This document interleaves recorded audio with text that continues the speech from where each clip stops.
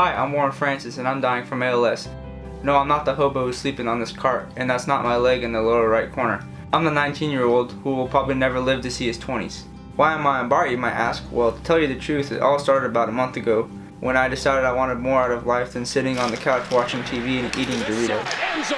Come on!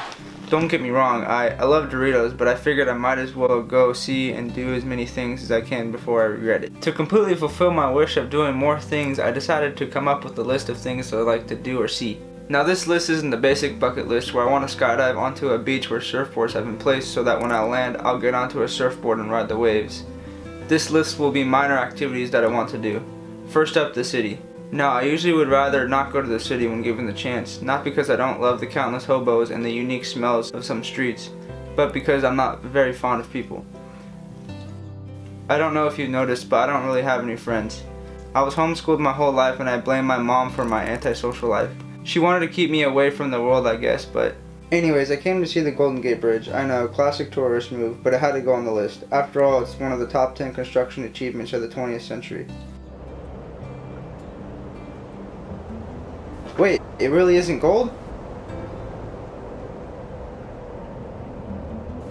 I mean, I've seen pictures of it, but I thought maybe it was having an off day or something and it didn't look as gold as it usually did. Even through this new discovery of mine, I still think it deserves its title of one of the top 10 construction achievements of the 20th century. Next on the list is Golden Gate Park. Hopefully it isn't as misleading as the Golden Gate Bridge was. I know it might have crossed your mind how I'm so young yet I have ALS, and honestly, I'm not even sure I have the answer. I don't know if you're aware, but it's incredibly rare for people my age to get ALS. I just have the worst luck known to man. So many people today don't live in the moment. Everything on my list I'm hoping to fully experience, not through a photograph, but instead with my own eyes. Only then will I get the most vivid memories of these experiences. Not that they're gonna mean anything once I'm gone. Literally nobody knows me. Not that guy or that guy over there. And especially not that guy. Anyways, I heard about this place that has views of shipwrecks and access to the ruins of Sutro baths. So I figured since I'm close, I might as well check it out. I'm beginning to think there's sort of a theme to what I put on my list. Most of these things are near the water. I mentioned earlier how my mom has been protecting me from the world practically my whole life. Well, swimming lessons were never on the to-do list while raising me. That way I would never have to worry about a shark eating me since I would never choose to go in the water unless I had a death wish. But I mean, I'm dying as it is, so maybe I'll end up in the water before I croak. Who knows? I've nearly completed seeing and doing everything on my list, yet this will be my last entry.